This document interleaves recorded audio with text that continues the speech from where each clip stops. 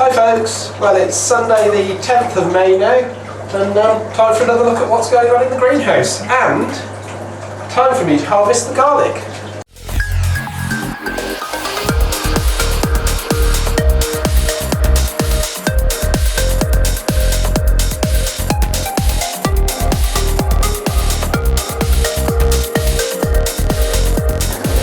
So it really is a beautiful day in the UK here today. It's, I don't know how hot it is because I haven't got a thermometer that works in here at the moment, but it's a good 23, 24, it's 16, 17 degrees outside, and I've got a nice alcoholic ginger beer from Sainsbury's which is absolutely lovely.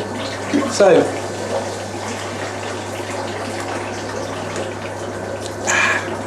gorgeous. I've also got a bit of a cold, so forgive me for not having shaved and sounding a bit bunged up, but I am. Anyway, let's have a look at this garlic. So I've been reading up lately on... Come on, can I see anything on the screen? There we go.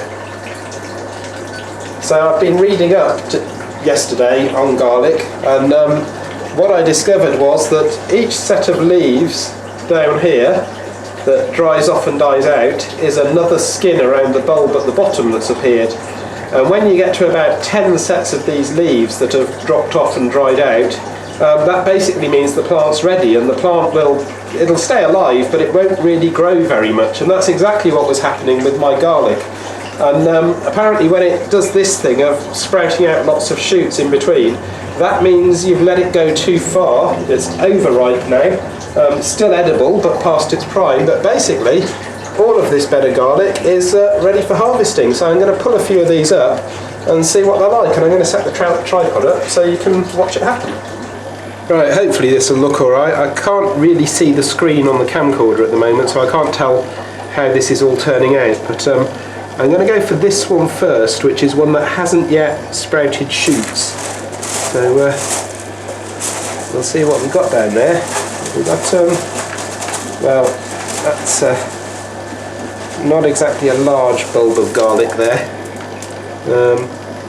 Okay, well maybe they're not all ready for harvesting yet.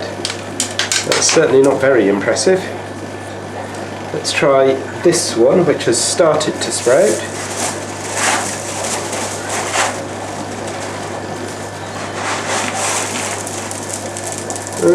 Again, not amazing. No. Roots look great though.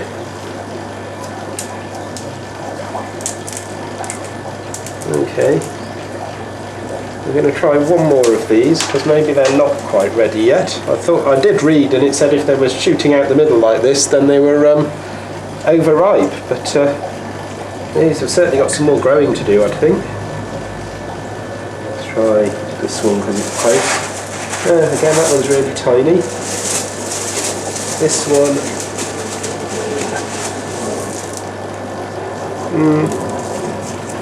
not really going right. It's formed shoots, it's formed new plants, but hasn't really got a skin on it. Now I do wonder if this is the canozyme enzyme that breaks down dead plant matter that's doing this, turning it into plant food, because you know, I think we should have many layers of skin over these bulbs, but we haven't really. Okay. That one like? Still a bit small.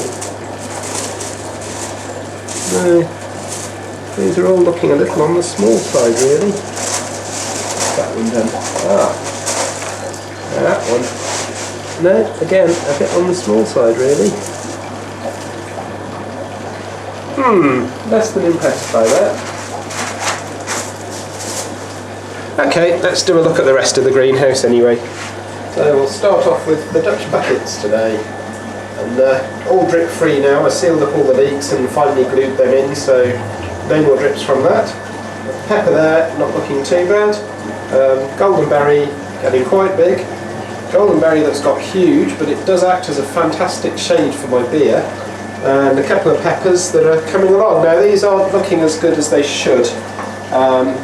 These have been hit by aphids, but had a couple of days off this week because I had a stinking cold, so I've been in here a couple of times a day smushing all the aphids I can find, and these leaves are actually starting to fill out a bit now, looking a bit better, but they seem to be very keen on the goldenberry. There's lots of aphids that have been going for that. But again, lots of manual smushing. I did try spraying with a neem repel product, but it didn't really work, so never mind. Garlic, well, we've just seen some pulled up. Not very impressive harvest if it is actually ready, and supposedly if it's shooting out the middle like that, then it's overdone, but they're not very impressive sized cloves on that. I'm not sure whether to leave those growing or replace them with something else. Anyway, the onions, my goodness, the onions, they're just crazy, they're huge. They're coming along really nicely, and we'll just do a quick check on this one, see how it's swelling up, but that's starting to look really quite good there now, isn't it? That's, yeah, very good. Growing up nicely, folding up nicely. But, yeah, excellent on the onions. My pea Kelvin wonder is producing peas. Got quite a lot on there actually. Look from down here, it seems to make it easier to spot them. And then up above it, we've got a goldenberry, and oh, I found a plant today that I didn't even know was there. I've got a pepper tucked away under there, all in the shade with no love. I might try and relocate that one. Tomatoes are reaching for the sky. We've got some fruit coming on them quite nicely. Those are the sweet aperitifs. Lettuce, well, I've got rabbits now, so we're actually getting through some finally. But yeah, the sweet aperitifs are all looking good. This is the Suncherry Red Cherry hybrid that Trace Waters sent me. And this one I've been I've been trying to manually pollinate it by hand, and we've had pollinators in here, but this one hasn't produced a single fruit yet. I don't know what's going on with that. Got loads of flowers, but just doesn't seem to be into actually fruiting at all. The Brandywine, however, we got some nice looking tomatoes coming along here. Can you see that? We got one there and another one tucked behind it, and they're filling out nicely. And the third one there. So that's all coming along very, very nicely indeed. I've got pepper down here somewhere. It's pepper. It's been shaded. Got so much fruit on it. Looking really, really good there. Strawberries, we haven't got a lot of the crop at the moment. We've got a few more around there. Lots of berries on the way, but we had a bit of a lull for a couple of weeks. And we've got another one coming over there and some more over there, so hopefully I'm not going to run out. That's kind of it for greenhouse number 1. I'll take you for a look at greenhouse number 2 in a minute. I'm going to open the windows and drink some beer though first.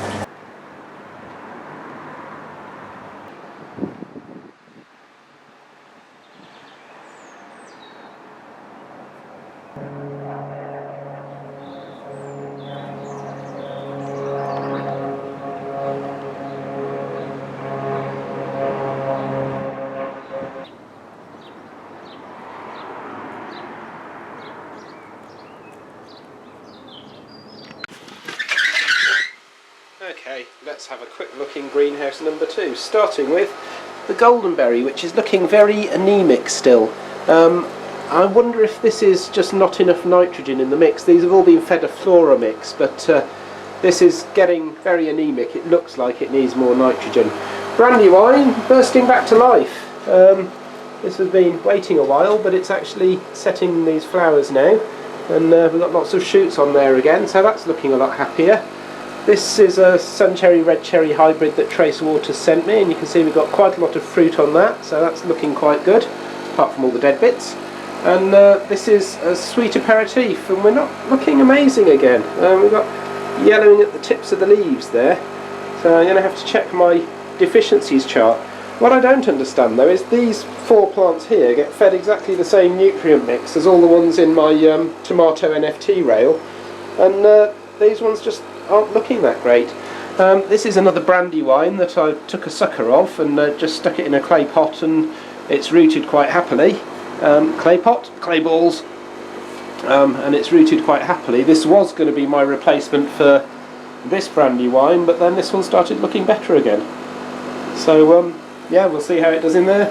And I've got a strawberry tucked away in there as well, just keeping it alive until it gets some more roots and can go back in the other rail. And well, that's it for the greenhouses. And there's the bunnies. Hello, Spotty Bob. Well, I hope you enjoyed the quick look around. Sorry it's not a long one, but I'm not feeling particularly hot at the moment, and well, it's boiling hot in here. I've got the doors and windows shut to stop the noise from the road. Anyway, hope you're having a great weekend, folks. See you next time. Cheers!